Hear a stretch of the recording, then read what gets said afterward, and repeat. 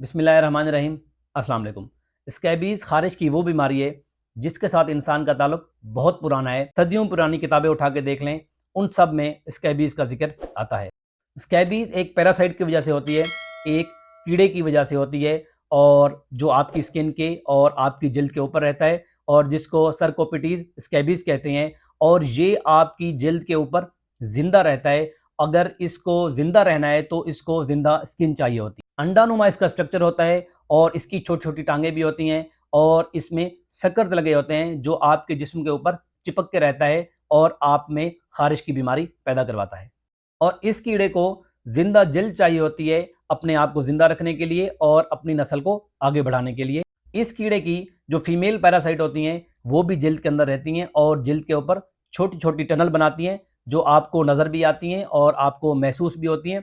उस टनल के अंदर ये अंडे देते हैं, और उन अंडों से दोबारा कीड़े की आजमाइश होती है, और उसके साथ साथ ये अपनी नस्ल आगे बढ़ाते हैं। ये कीड़ा इंसानी जिस्म या जिंदा जिल्द के बगैर सिर्फ 3 दिन तक जिंदा रह सकता है।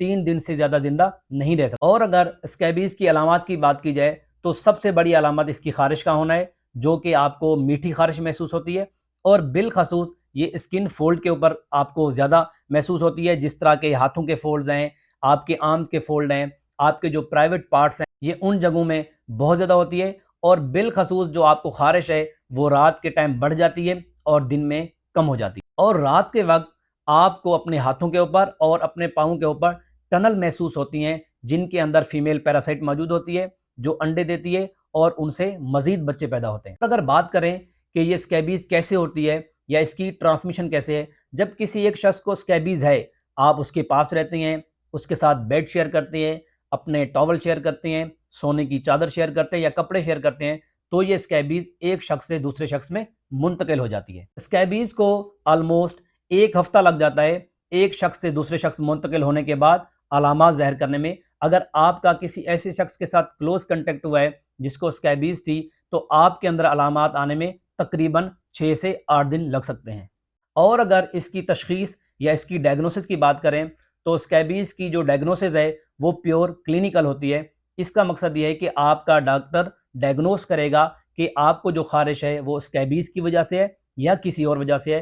क्योंकि खारिश बहुत वजूहात की वजह से हो सकती है, ये आपका डॉक्टर ही आपको बताएगा कि ये खारिश स्कैबीज़ की वजह से है या नहीं है। लेकिन अगर ये डायग्नोसिस कन्फर्म ना हो रही हो, तो आपकी जिल्द का कुछ हिस्सा माइक्रोस्कोप में देखा जाता है, और ये कीड़ा और जो पैरासाइट है वो माइक्रोस्कोप में नजर आता है, और आपकी जो स्कैबीज़ है इस तरीके से डायग्नोस होती है। और अगर इसके ट्रीटमेंट या इलाज की बात करें तो वो 2 किस्म के होते हैं। एक जो ट्रॉपिकल होता है, जो लोशन, जेल और क्रीम इस्तेमाल होती हैं, जो आप स्किन के ऊपर लगाते हैं। और दूसरा ओरल मेडिकेशन, मतलब ये कि आप मुंह से गोलियां खाएंगे या दवाई लेंगे। लेकिन क्रीम और लोशन होते हैं वो बहुत ज़्यादा बेहतर होते हैं और बहुत ज़्यादा इफ़ेक्टिव होते हैं। इसमें नंबर 1 जो है वो परमेथ्रिन है, जो कि 5% में आती है, और आपको एडवाइस किया जाता है कि आप अपने जिस्म के ऊपर लगाएं। और बिलखसूस ये आपको रात को लगानी होती है, ताकि 7 से 8 घंटे ये आपके जिस्म पे लगी रहे और आपकी जिल्द में मौजूद अंडे, फीमेल पैरासाइट और कीड़े को मुकम्मल तौर पर मार दे। और उसके बाद 1 हफ्ते बाद आपको दोबारा कहा जाता है कि ये लोशन परमेथ्रिन 5% अपने जिस्म के ऊपर लगाएं, ताकि बकिया मौजूद जो अंडे थे या जो पैरासाइट कीड़ा था वो मर जाए। और अगर वो कीड़ा या वो अंडे आपको कपड़ों से दोबारा आपकी जिल्द पर मुंतकिल हुए, ताकि वो भी मुकम्मल तौर पर ख़त्म हो जाए। परमेथ्रिन के अलावा एक क्रीम या एक लोशन और भी आता है, जिसको क्रोटामेटोन 10% बोलते हैं। ये ज़्यादातर उन लोगों को दी जाती है जिनको परमेथ्रिन से एलर्जी होती है या परमेथ्रिन सेंसिटिव होते हैं, लेकिन इसका इफेक्ट परमेथ्रिन से थोड़ा कम होता है। दूसरे नंबर के ऊपर आती है ओरल मेडिकेशन, जो कि टैबलेट एवरमेक्टिन के नाम से आती हैं, जो 12 mg एडल्ट के लिए होती हैं और 6 mg बच्चों के लिए होते हैं। लेकिन आपका डॉक्टर डिसाइड करेगा कि आपको कौन सा लोशन या कौन सी ओरल मेडिकेशन इस्तेमाल करनी है। लिहाजा अगर आपको इस तरह की खारिश है तो आपने डॉक्टर के पास लाजमी जाना है, उससे लाजमी ओपिनियन और मशवरा करना है।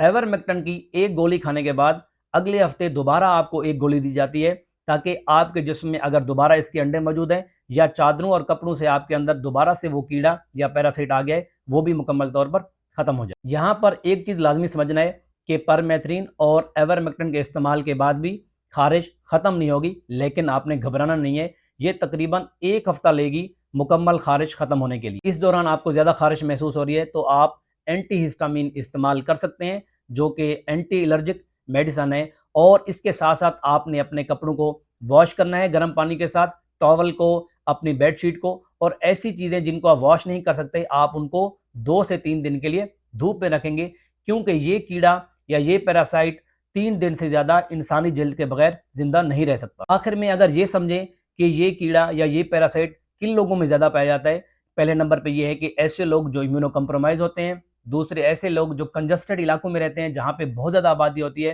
तीसरा जो हॉस्टल्स के लड़के होते हैं या लड़कियाँ होती हैं जो इकट्ठे रह रहे होते हैं और एक दूसरे के कपड़े और चादर और टॉवल इस्तेमाल कर रहे हैं, और आखिर में जो गरीब ममालिक हैं उनके अंदर स्कैबीज़ का रेशो बहुत ज़्यादा है अमीर ममालिक के निस्बत। इस वीडियो के लिए इतना ही। अगर वीडियो पसंद आई तो इसको लाइक करें, अपने दोस्तों में शेयर करें। चैनल पे आने का शुक्रिया। मिलते हैं अगली वीडियो में एक नए टॉपिक के साथ। मुझे इजाज़त दें। अल्लाह हाफ़िज़।